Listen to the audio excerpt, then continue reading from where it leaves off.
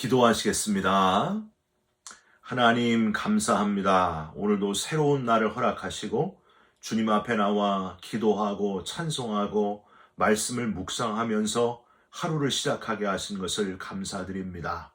주의 궁정에서의 한 날이 다른 곳에서 첫날보다 나은 것을 잊지 않게 하시고 평생 주님과 동행하는 기쁨을 놓치지 않는 우리 모두가 되게 하여 주시옵소서. 답답한 심령이 주님의 음성을 듣고 문제를 해결받게 하시고 문제가 아니라 하나님의 살아계심을 체험하는 계기가 되는 역사를 보여 주시옵소서. 오늘도 우리의 간구하는 것마다 응답해 주실 줄 믿사옵고 예수 그리스도의 이름으로 기도 올리옵나이다. 아멘. 오늘 말씀은 빌립보서 1장 12절부터 21절까지의 말씀입니다. 형제들아, 내가 당한 일이 도리어 복음 전파의 진전이 된 줄을 너희가 알기를 원하노라. 이러므로 나의 매임이 그리스도 안에서 모든 시위대 안과 그 밖의 모든 사람에게 나타났으니 형제 중 다수가 나의 매임으로 말미암아 주 안에서 신뢰함으로 겁없이 하나님의 말씀을 더욱 담대히 전하게 되었느니라. 어떤 이들은 투기와 분쟁으로, 어떤 이들은 착한 뜻으로 그리스도를 전파하나니 이들은 내가 복음을 변증하기 위하여 세우심을 받은 줄 알고 사랑으로 하나 그들은 나의 매임에 괴로움을 더하게 할 줄로 생각하여 순수하지 못하게 다툼으로 그리스도를 전파하느니라. 그러면 무엇이냐? 거칠애로 하나 참으로 하나 무슨 방도로 하든지 전파되는 것은 그리스도니 이로써 나는 기뻐하고 또한 기뻐하리라. 이것이 너희의 간구와 예수 그리스도의 성령의 도우심으로 나를 구원에 이르게 할 줄 아는 고로 나의 간절한 기대와 소망을 따라 아무 일에든지 부끄러워하지 아니하고 지금도 전과 같이 온전히 담대하여 살든지 죽든지 내 몸에서 그리스도가 존귀하게 되게 하려 하나니 이는 내게 사는 것이 그리스도니 죽는 것도 유익함이라. 아멘. 오늘은 빌립보서 1장 12절부터 21절까지의 말씀으로 복음의 진보라는 제목의 말씀을 함께 나누고 기도하는 시간을 갖겠습니다. 예수님께서 이 땅에서 사역하시는 동안에 그렇게 소망하셨던 것은 바로 하나님의 나라였습니다. 그래서 이런 말씀을 하셨어요. 너희는 먼저 그의 나라와 그의 의를 구하라. 그리하면 이 모든 것을 너희에게 더하시리라. 우리의 삶의 목적이 하나님 나라 확장에 있어야 함을 알려주셨다고 하는 거예요. 그저 이 땅에서 잘 먹고 잘 사는데 부자로 살고 명예와 권력을 위하여 사는데 저와 여러분의 목적이 그런 데 있지 않고 주님의 말씀대로 오직 하나님 나라의 확장과 하나님 나라를 이루는 데 목적을 두고 살아가는 참 그리스도인 되시기를 주님의 이름으로 부탁드립니다. 특이한 것은 내가 생각하는 하나님 나라의 확장 방법과 하나님께서 생각하시는 하나님 나라의 확장 방법이 다를 수도 있다고 하는 사실입니다. 성경에는 참 여러 부분에서 하나님의 방법하고 내 방법하고 다른 부분을 여실히 드러내고 있습니다. 가나의 혼인잔치에서 예수님이 물을 아귀까지 부으라 명령하셨어요. 말도 안 되는 방법입니다. 그런데 명하신 대로 물을 아귀까지 채웠더니 다른 포도주보다 더 좋은 포도주로 변하게 되었습니다. 그 물을 배 오른편에 던져라 말씀하신 예수님, 노련한 베테랑 어부는 베드로였습니다. 베테랑 어부가 고기 있는 곳을 더 잘하는 것이 타당하고 당연한 겁니다. 그런데 밤새도록 수고하고 얻은 것이 없는 그 바다 오른편에 예수님의 말씀대로 그 물을 던졌더니 모두의 예상을 깨고 그 물이 찢어질 정도로 고기가 많이 잡혔다. 그렇게 되어 있습니다. 내가 볼 때는 분명히 왼편인데 주님이 명하시는 것은 오른편이라고 하는 사실. 여러분 참 특이하게 하나님이 일하시지 않습니까? 하나님은 이사야 55장 8절 9절에서 이런 말씀을 하셨습니다. 내 생각은 너희 생각과 다르며 내 길은 너희 길과 달라서 하늘이 땅보다 높음같이 내 길은 너희 길보다 높으며 내 생각은 너희 생각보다 높음이라. 저는요 2005년 그리고 2006년에 한국의 경기도 용인에서 단독 목회 개척교회를 시작했습니다. 그 교회를 시작하면서 내 생각하고 아주 다르게 역사하시는 하나님을 누구보다도 확실하게 경험했습니다. 저는 8만 5천 명 재적을 자랑하는 큰 초대형 교회에서 전도사를 하고 인턴 전도사를 하고 부목사를 12년간 하면서 아주 교만한 생각을 했습니다. 내가 이제 단독 목회 개척교회에서 나가면은 몇백 명이 나를 따라 나올 것이다. 혼자 착각을 했어요. 여러분, 한 분도 따라 나오지 않았습니다. 제가 설교하면은 몇 달 안에 막 100명 이상이 몰려올 것이다. 제 교만이고 제 착각이었습니다. 한 영혼 교회 오기가 그렇게 힘든 줄 몰랐어요. 집사람은 유모차 끌고라도 나가가지고 사람들을 전도하겠다. 하나님이 수많은 영혼을 보내주실 거다. 그래가지고 100명의 이름과 전화번호를 적어가지고 왔어요. 여러분 어떻게 됐을까요? 그 100명 중에 한 사람도 저희 개척교회에 오지를 않았습니다. 특이하게도 지역 사회를 위해서 컴퓨터 교실을 하고 또 제가 기타 가르치는 기타 교실을 했더니 그걸 통해 영혼들이 하나하나 전도될 줄 누가 알았겠습니까? 내가 뭐 할 수 있다고 생각했던 교만을 하나님이 다 꺾으시고 참 특이한 방법으로 생각지도 않은 방법으로 영혼을 보내주시는 것을 직접 체험했습니다. 기도할 때에 하나님 저 사람 꼭 변화시켜 주옵소서 했는데 저 사람이 아니라 바로 내가 변화되는, 내가 저 사람에 대한 가지고 있던 생각이 변화되는 그 역사를 체험한 적이 있지 않습니까? 하나님은 그렇게 특이한 분이심을 여러분 잊지 마시기를 바랍니다. 내 생각과 다르시다는 거예요. 이렇게 나와 다른 방법으로 일하시는 하나님을 깨닫게 될 때에 비로소 내 안에 감당할 수 없는 큰 기쁨이 찾아온다고 하는 겁니다. 18절을 한번 보실까요? 바울은 나와 다른 방법으로 역사하시는 하나님을 발견하고 나서 이런 표현을 하고 있습니다. 18절.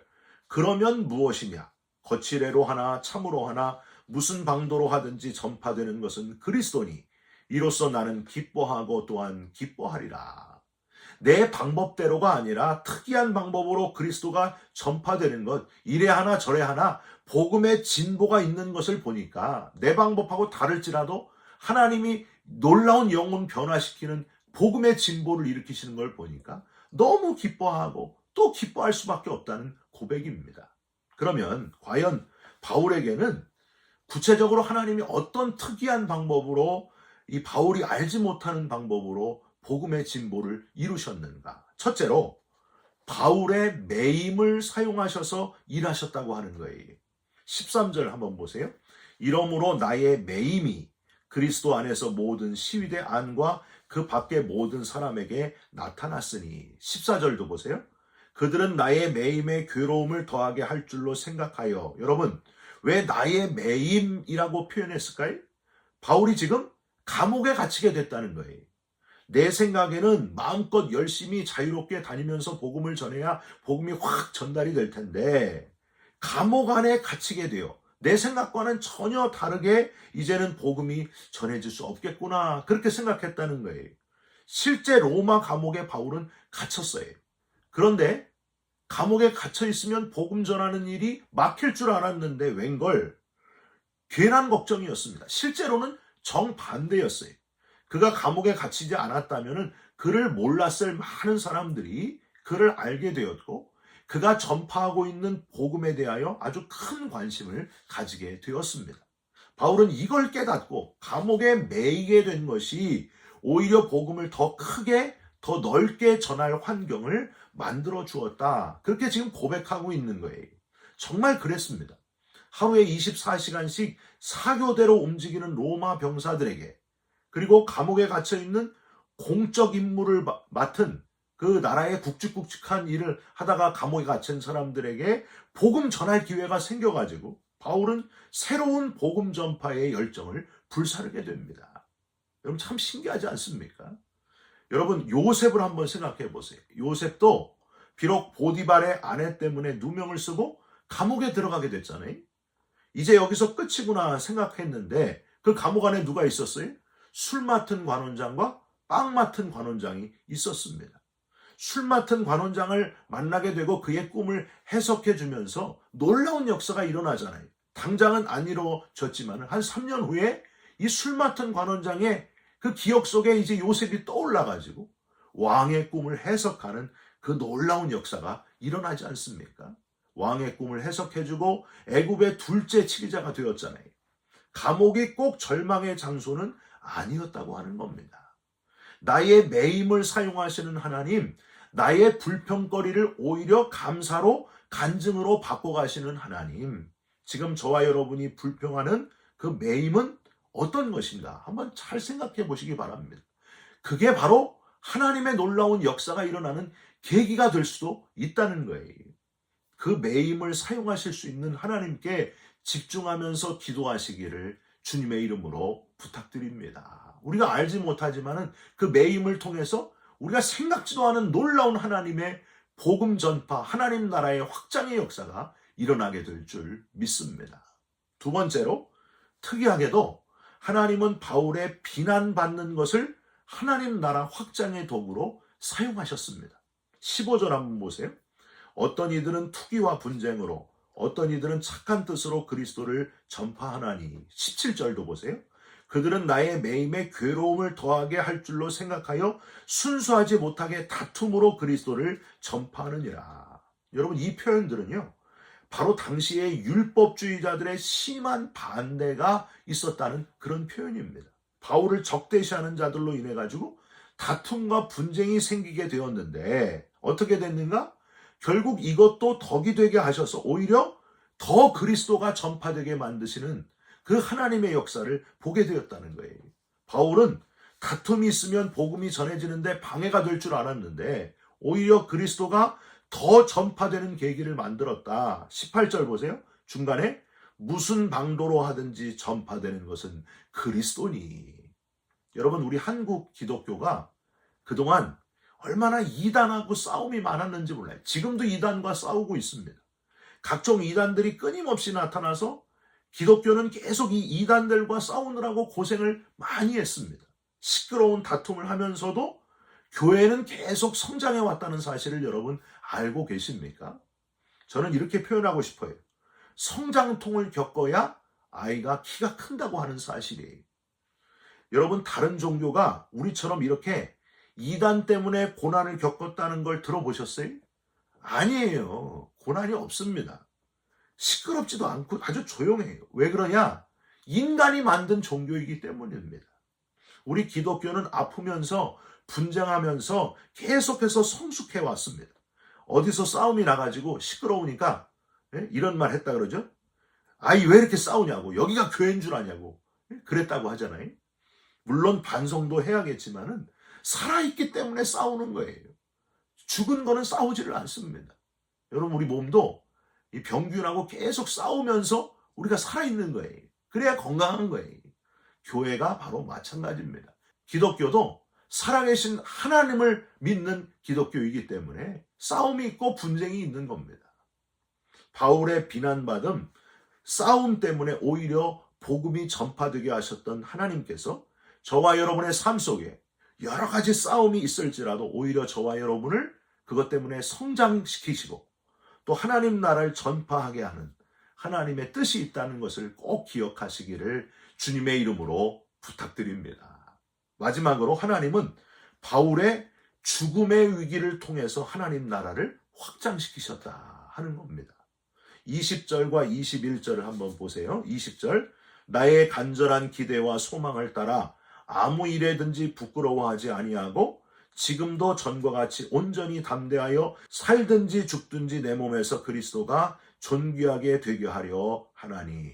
여러분, 여기서 담대하여라는 단어는 헬라어로 파르레시아라고 발음을 하는데 공적인 발언을 할 때 아주 솔직히 말하는 걸 의미합니다. 즉 법정에서 맹세를 하면서 진실만을 말할 것을 맹세하는 그 맹세랑 같은 표현이에요. 왜 이런 표현을 바울이 쓰고 있을까요? 바울이 이 복음 전하는 것 때문에 법정에 서서 유죄 판결을 받을지라도, 그래서 죽음, 즉 사형에 처하게 될지라도 그리스도가 존귀하게 되면 여한이 없다 하는 표현입니다. 21절 이는 내게 사는 것이 그리스도니 죽는 것도 유익함이라. 즉 내 안에 이제 나는 죽고 그리스도께서 살고 계시니 죽는 것도 주님을 위해 순교하는 것도 유익함이라. 죽음 앞에서도 담대한 확신에 차 있는 바울의 모습이 그려지지 않습니까? 여러분, 죽음의 순간이 자꾸자꾸 오지만 그 극한 위기 속에서도 기뻐하고 또 기뻐했던 바울, 주님을 위해 순교자가 되는 기쁨을 마음껏 표현하고 있는 바울을 우리 한번 상상해 보시기 바랍니다. 여러분, 죽음의 문턱에서 부활을 이야기하는 것, 부활의 소망을 알려주고 있는 것은 기독교밖에 없습니다. 특이하게도 죽음을 이기신, 그래서 부활의 첫 열매가 되신 예수님을 따라가는 사람들이 바로 저와 여러분들입니다. 여러분, 우리는요, 이 땅에서의 삶이 끝이 아니라는 거예요. 영원한 부활의 나라가 기다리고 있다고 하는 거예요.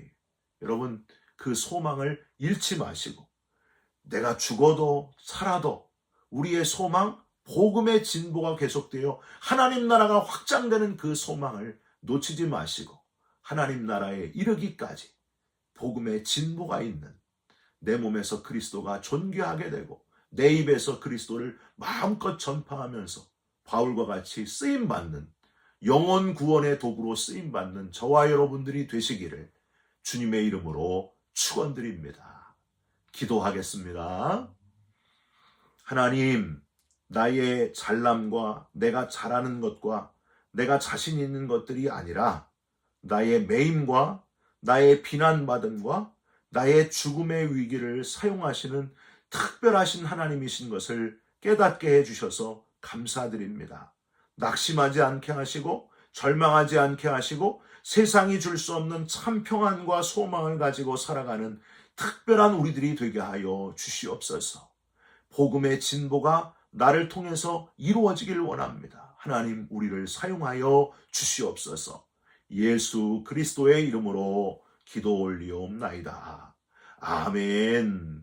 하늘에 계신 우리 아버지여, 이름이 거룩히 여김을 받으시오며 나라가 임하시오며 뜻이 하늘에서 이룬 것 같이 땅에서도 이루어지이다. 오늘날 우리에게 일용할 양식을 주옵시고 우리가 우리에게 죄진 자를 사하여 준 것 같이 우리 죄를 사하여 주옵시고 우리를 시험에 들게 하지 마옵시고 다만 악에서 구하옵소서. 나라와 권세와 영광이 아버지께 영원히 있사옵나이다.